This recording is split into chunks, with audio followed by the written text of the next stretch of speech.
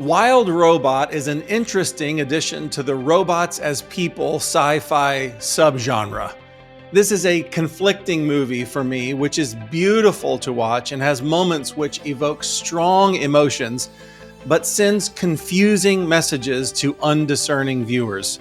We recommend this movie with caveats, the main caveat being having a parent there who understands a Christian worldview and can explain that to a child as or after the movie. But this is an interesting movie with sweet intentions. We give Wild Robot 3 cute, animated, big-headed goslings out of 5. Rocket Pop is go.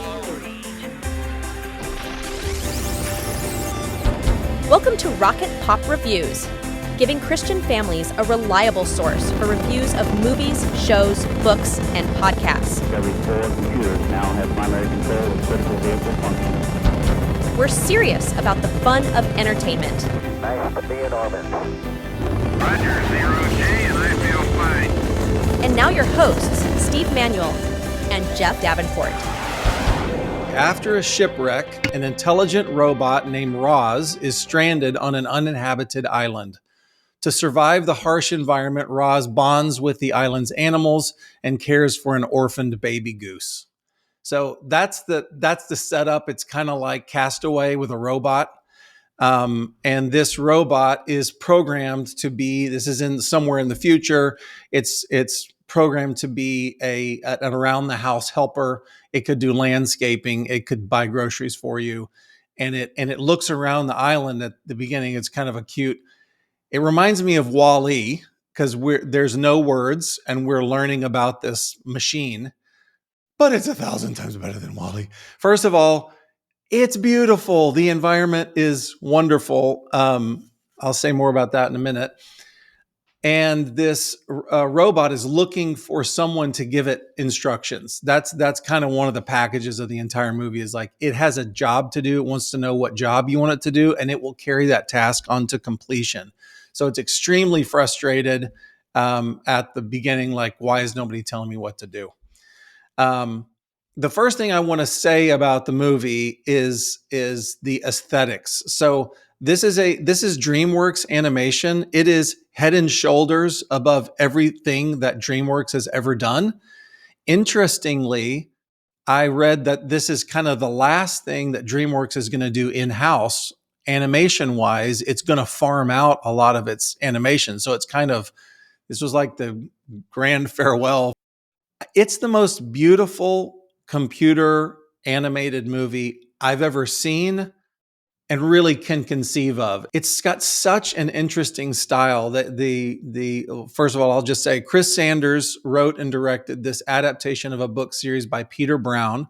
It stars the vocal talents of Lupita Nyong'o, Pedro Pascal, Catherine O'Hara, Ving Rhames, and Mark Hamill. It's not true. That's impossible. So let's get back to the artwork. It's inspired by Hayao Miyazaki. Do you know this dude? I've heard that name. Okay. And classic Disney films, they say, were a strong inspiration. And holy cow, if you don't see Snow White in this movie, you got a problem. I mean, this is a female robot that makes friends with all of the woodland creatures, and that just nearly has one, light on its finger. While I'm watching it, I kept thinking, I wish Jeff was just with me and we could talk about and appreciate what they're doing here. Do you know the beginning of Wes Anderson's Indian Paint? Right at the beginning of the movie. Indian paintbrush, the logo that comes through. Yes. Yes. And it looks like it's made with brush strokes, but it also looks like computerized. Yeah. They did that with the entire palette. So it is a very specific style. When I was watching the first 5 minutes, I was thinking this feels like one of those Pixar shorts where they kind of try on a style and they go full bore with this style. And then it's like, that was the experiment, we're out. But they carried this thing all the way through. And there's this very animated book kind of look to it. Like almost, it made me think of the children's book, Brown Bear, where Oh, there's these right. Yeah. Eric Lyle. textures behind a shape, and it Looks like just it's makes cut out of construction paper. it was just a different look. I thought it was fantastic. Real quick, Look. you're right. The shorts are when they do the let's really get stylistic. They rarely do that with for lack of a better term, an aggressive style over a whole feature. Right. Usually they play it a little safe. They'll be like, "Oh, we're doing something a little here that only an animator would really be able to tell the difference." So it sounds like you're saying, no, you could look at a still from this and know it's so different. You would be well served to frame any still from this movie. It's unbelievable. There's a scene where there's birds flying through the sky, and I thought to myself, did they take actual footage of birds flying through the sky and like texturize them or something? It was really beautiful to look at, and there's this whole kind of maybe a fourth of the movie is a high tech thing where we're seeing Roz, who looks like an animation, but at some point she has a homing beacon to go like, I think I'm done. My manufacturer can come get me. And so there's huge spaceships that come into it, and these things all look like you would expect, like they're pristine lines and 3D imaging and the whole thing. Seeing that contrasted with this beautiful nature world is very interesting to look at. Anyways, I had to have a whole section to just talk about the aesthetics of this film because it is marvelous to look at. I mean, it's really a lush pleasure. I was watching a matinee. It's like me and 6 8-year-olds watching this, and I was just loving it. It was great. I'm sure if the animators were listening to this, they go, "Thank you for noticing. Oh, thank you for noticing." Yeah, that's what we were trying to do. We were trying to make something different. We were trying to contrast probably straight, cold metal images with more organic, warm shapes. Or, having a flat, like a Sid's head in Toy Story. So basically like a flat color, maybe with some shading. And this is just like, forget all that. We're starting over. It is just so sophisticated to look at. The second thing I want to talk about, and this is really the guts of what I would say to anybody. I've seen reviews about this movie, and they don't do this point justice. It's the main thing I thought walking out, which was the messaging in this movie is extremely conflicting. So my tendency is I think that it's either going to be, far left Disney messaging, or we're going to keep to the straight and narrow cowboys and Indians kind of thing. This thing is conflicting. So let me give you some examples. There are good messages in this film. Here's some good messages. Roz wonders about her origins repeatedly. She looks around and at the beginning of the film says, "Did anyone order me?"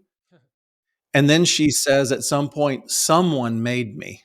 And she wants to know who. I mean, it's really cool moments. By the way, I guess because of the pace of this movie, it's not rushing. It's kind of slower. It's more about relationships. And because of the pace of the movie, there are evocative moments that really hit you. I had a lump in my throat a couple of times because of some of the themes they hit on it, which I'll get to. But she's talking about origins. The second kind of good message is, I don't know if anybody else would pick up on this, but there's this huge process where she's training this little orphaned gosling to learn how to fly. And of course, Roz doesn't know how to fly, but she's going to figure it out for her child, stand-in child. There's a lot of conflict about whether this is her child, whether she's the mom, what is family. There's a lot of that, which puts us into touchy waters. But she teaches this thing how to fly, and the gosling is told by a goose that leads a migration every year, it's going to be a lot of work. You have to stay up in the air all day long and never come down. And the gosling has to work, and it's painful, and there's suffering to get good enough to do the thing. And he does it. And I just thought, well, I like that message a lot. Work to achieve something. Another message is serve those who have rejected you, but they need you. You can see that they need you. They've been mean to you, and yet you should serve them. Bad messaging. Number one, this is played for laughs, but I was looking where to shake my fist. Motherhood is a burden. That is repeatedly a message in this movie. There is a possum mom. It's a kind of a cute play with a possum and all of her kids. There's another theme I'll get to in just a second. But for instance, when there's trouble, what do all the possums do? They act like they're all dead. But the possum mom says to Roz, now she's trying to teach her about being a mother because she's clearly going to take on this little gosling. Being a mother isn't all bad, just mostly bad. And then getting to another theme that's in the movie is, I'll get back to possum. There's a theme that death is amoral. Sometimes it's to be grieved, and sometimes that's just the way it goes. So as Roz is getting to know the life on the island, we kind of watch a little crab going by, watch it enough where you create some sympathy for it, right? And then a fox grabs it, dismantles it in front of you, and pops a piece of it in its mouth. So there's a kind of, I was trying to think to myself, would Amish people laugh at this stuff? Because like we're used to, oh yeah, things die on the farm all the time, but like there's a lot of death. There's a lot of things dying that they didn't have to put in there, but they're making a point about that death can be laughed at, that death is the way things go. Now, I know that there's an age to teach that to your children. Like, yeah, someday great grandparents are going to die and we got to deal with that. I understand that. But it was very strange the way that it was treated. So back to Possum Mom, Roz is asking her about her family. She says, we have 7 kids. An eagle swoops down, grabs one of them and goes. And she goes, we have 6 kids. And that's the joke. And at some point there's a rough and tumbling going on, and all of the possum kids are accounted for, and Mom Possum goes, "Oh, you're okay. Yay." Said it just like that. Like I could use a few less of you. Yeah. I could take or leave, whatever. Oof. I'm over 50 years old. I'm thinking of what a 5-year-old thinks watching that scene, and sitting kind of next to their mom. Are they looking at their mom going, is that how you feel about me? Yeesh. That's so weird. It's like spooky how callous that is to me. So this is why I say conflicting. Let me pause here and just say this for the viewer, the listener. Go ahead. It can seem a little like, wow, really getting nitpicky on some of these things. These things communicate something. Everything communicates something. And, one little one-off here, if it had just been the crab, I'm sure you probably wouldn't have brought it up. But when you're saying there seems to be a theme here that's established, then that's worthy of, okay, we have to call that out, whether that's a good thing or a thing you want to look askance at. Yeah, I mean, what we're trying to do with these reviews is we're trying to offer the tools necessary for a parent to go, is this something I want to expose my kids to? So I just want to say, to me, that would be such a red flag that if I'd had my children with me, I have a 15-year-old, I would have turned to my 15-year-old and said, I never feel that way about you. Your mother and your grandmother have never felt that way about you. And that's not how I want you to feel about your children someday. Like it's such a basic message. Sometimes it's, look, avoid this. You should avoid this movie. Yes. And sometimes it's, look, you're going to let this in, and there's some good things in here, but it will, so let's do the 2 extremes. One, just avoid this. It's not worth it. Absolutely. Over here is, oh, great stuff. Oh, you're just going to love this. This is going to be great. A lot of it's going to be in the middle, which we'll call this enjoy with commentary. Yes. And I don't think we want people to feel burdened by the comment. Well, I guess I got to talk to my kids about what it means to be a mom. This is a great opportunity. It is. It's It why really you is. read with your children, because, this is giving me an opportunity to have a discussion with them about what we're interacting with. And It I really think, is. well, we could do a whole episode on this. You're training them to do that for themselves. That's right. You're turning to them and going, hey, that's not how motherhood really is. It's challenging, but it's not brutal. So don't let that in your head. Well, down the line, your daughter's going to see something like this on her own and go, you know what? I'm reinterpreting that. I'm not buying that. It's training them to think critically. Yeah, you're kind of leading me into my final recommendation, which is I can't say that this would be safe for an 18-year-old if that 18-year-old didn't know how to interpret things and didn't have a biblical worldview so that they can slice and dice messages like this. I want you to say that again. I think that's so important. Yeah. You could say that about any sort of cultural That's thing true. we're imbibing. Say that again. The reason that I would give any kind of warning about Wild Robot is because it is presented to us as safe, wonderful family fare. And for the most part, it is.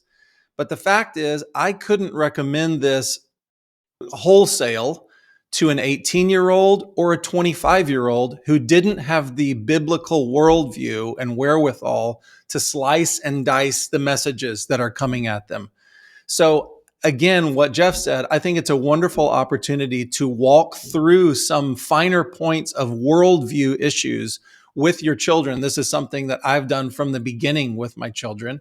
And I think I would be comfortable with my 15-year-old, 13-year-old, yes, watching this without my supervision, but we would still be having a conversation afterward. Did you notice the things that were wrong with that movie? Let's talk about those, because otherwise our children will receive these. Their brains are taking snapshots, and it's a brick in the wall of their worldview. I don't want these bricks in my children's worldview. I don't want my daughters to question whether motherhood is a drag or not, for instance. Okay. Maybe one of the benefits of reviews like this, I would hope, is that you could also go, okay, we heard these guys talk about this movie, and you're taking your 10-year-old in to see it because they're like, I really want to see the robot movie. You could say something to them on the way in. Hey, I heard from these guys, this is going to be a fun movie, going to be beautiful to look at. But I also heard these guys saying they're going to talk about motherhood in ways that are kind of like a bummer. I just want you to know going in, I don't feel that way. And that's not the way motherhood is. That would be great. And then, okay, great. Let's go enjoy this movie. And then afterwards, you don't have to sit on and go, did you hear what they said about motherhood? You can go, oh, remember that moment? That's what I was talking about. Yeah. Anyway, wasn't it cool when the da-da-da-da? Yes. One more bad message I have to throw out there. This is the kind of message you would expect from a modern movie, which is overriding factory settings was applauded for Roz. Whenever that she was told, she was comforted, you're in a different setting now, you're in a different environment, and so you have to change who you are. And that's a good thing. And so my watch out there is, I think that is an on-ramp into issues of sexuality, of gender confusion. I don't ever want my children to have any question about who they are. One thing that kept going through my mind, this is, I don't know, this is extreme or something, but I just kept thinking, there's no answer to these kind of questions outside of the truth of Jesus Christ in the Bible. Like, she wants to know who she is. Well, number one, she needs a family. She doesn't have a family. She doesn't have older parents to tell her who she is. So we're in a strange fable that we're being told here. It's a parable. And she doesn't, I mean, you're thinking it's just an animated movie. It's a 90-minute movie. Yes. And there are answers to those questions being offered. So I just throw out, I think it's more important than we think it is. Wouldn't you say that most modern movies are really good at articulating the deep questions, and terrible at providing the answers to those? Answers, of course. I was going to say that whole override the default settings, that leads to situational ethics. Absolutely from a right. character standpoint. Absolutely right. I'm in an environment right now where I need to lie because I didn't study for the test. So I'm in a different environment. I can change who I am, right? No, no, we can't. There's something called integrity. Maybe everyone knows this, but I learned it late. Integrity, that root in there is the same for integer, which is a complete number. Integrated means it's all as one. And so when someone says the word integrity, they mean that they are the same here, as here, as here, as here. Throw that out for free. Rock on. So you understand what I'm saying about it being conflicting messaging wise, and our child absolutely needs someone to hold their hand through what's being said in this movie. And that's the joy. And I'll say again, that's the joy, I think, of taking a kid to a movie or showing them something. I agree. It's the joy. Maybe level one joy is we'll watch this, we're watching this parallel. And then afterwards they'll go, oh, isn't that fun? Yeah, it was fun. Anyway, let's go to Chili's. But level two, the great level is we're in this together.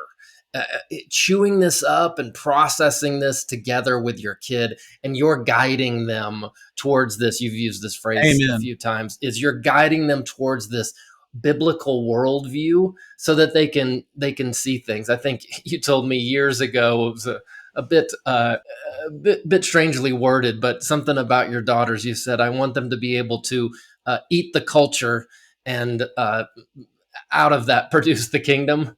Yeah. Yeah. I want them to chew up culture like lions. That's right. Yes. If you don't see your role as a parent to narrate the action of life and help your child interpret and understand what's going on, you are missing a broad part of the opportunity and responsibility that's yours as a parent. So that's just absolutely needed for this movie. Running commentary. You are the running commentary for their life.